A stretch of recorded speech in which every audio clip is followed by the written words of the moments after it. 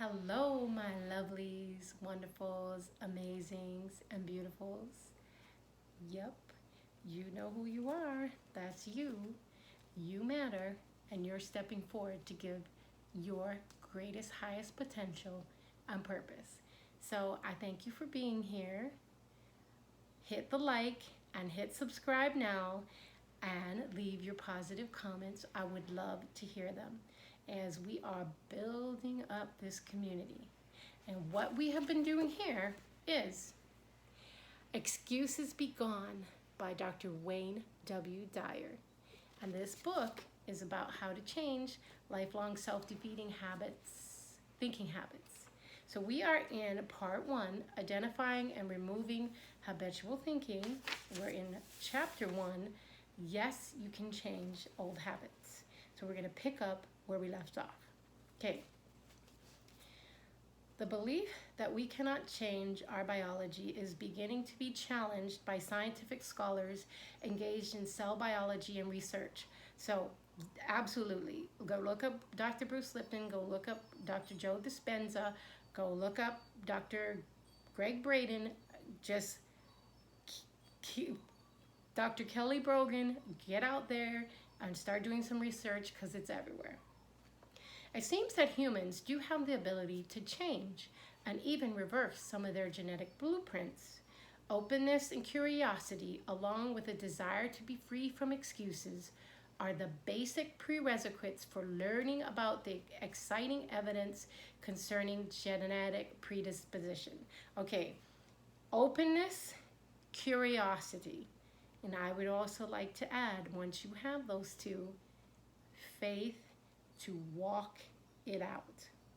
Because faith is when you are walking in the assumed, the belief that what you believe, you have faith in, will be. Not the endless hope cycle. You walk in faith that what you believe will transpire. Okay?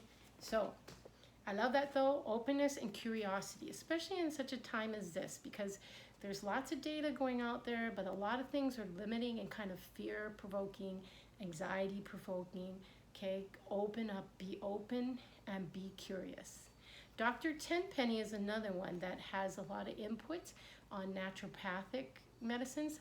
Dr. Steelsmith, Dr. Cole from Steelsmith Center, like please look them up. Amazing, amazing doctors.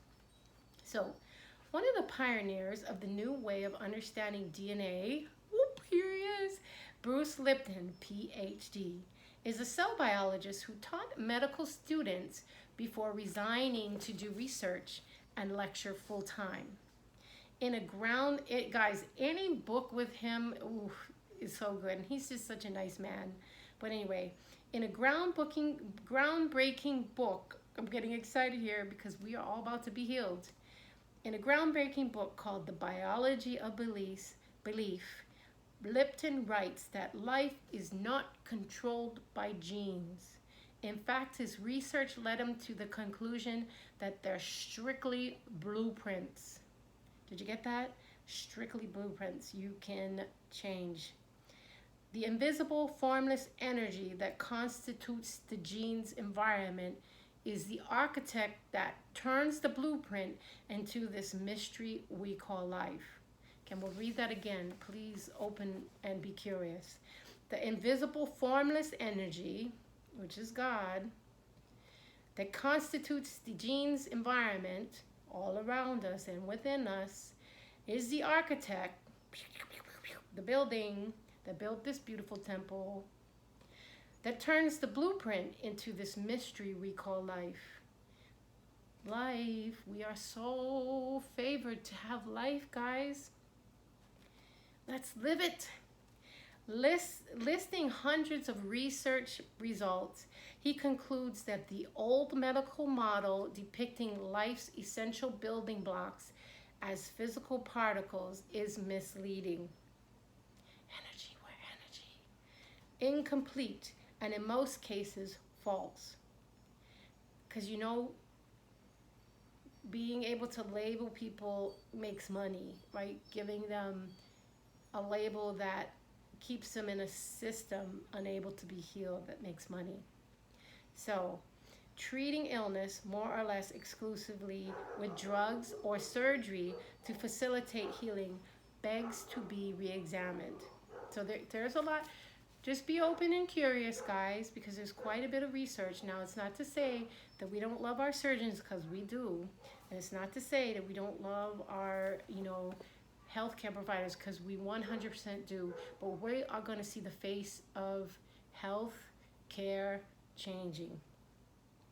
Lipton's conclusion led to his resignation from the University of Wisconsin School of Medicine because he discovered what he had been teaching, the model of physical particles as the controlling force in life, was incorrect. This is major light bulb moment, guys. This is somebody really stepping out to say, wow, what I am teaching isn't correct, and that God is all powerful, the one creator, the love and light that I come in is much more powerful than this.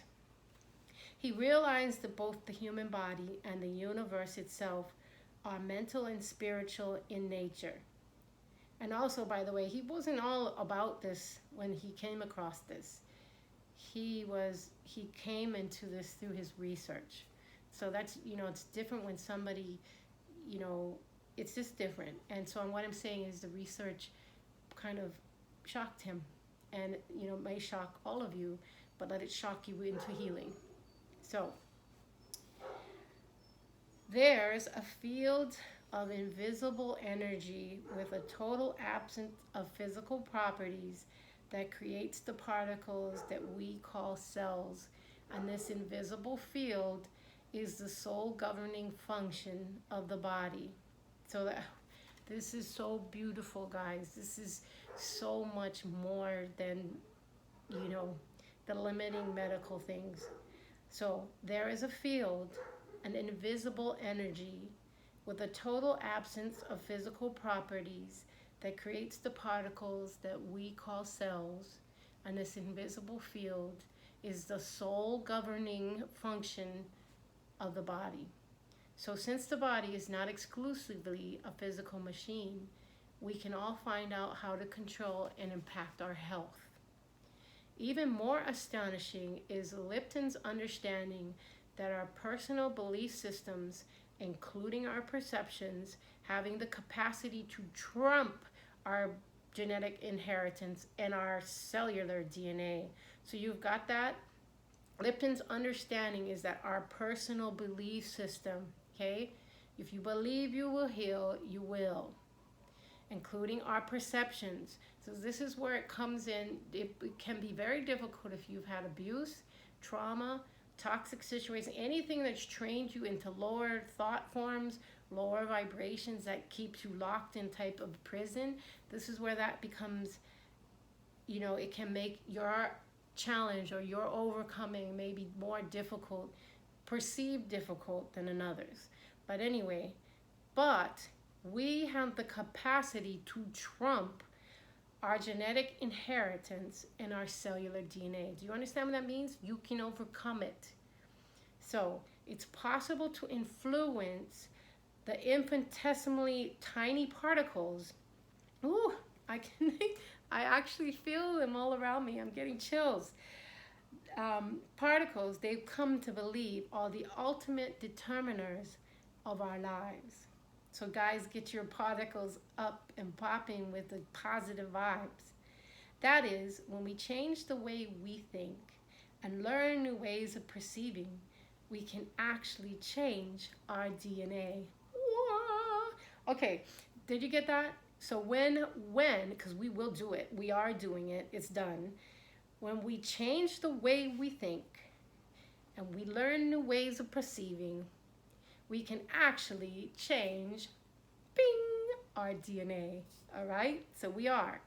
In other words, we can impact and alter our genetic structure by modifying how you see yourself and your place in this glorious mystery called life. So I'd like to ask each one of you, please, if you're seeing yourself low in a broken heart, whatever it is, I want you to modify the way you see yourself. I want you to create, like in reality transurfing, Renee Garcia talks about have your present day, you know who you are, meet the idealized. So if you're on track, life track 1, maybe down in suicide, depression, or you're like track 4, you know, you got a job, you're just not happy. You want to meet yourself on life track 10. This is your ultimate, how you see yourself successful, regulated, balanced, you know, a great mother, a great father, great relationships, etc., great garden, your home perfectly manicured, or whatever it is.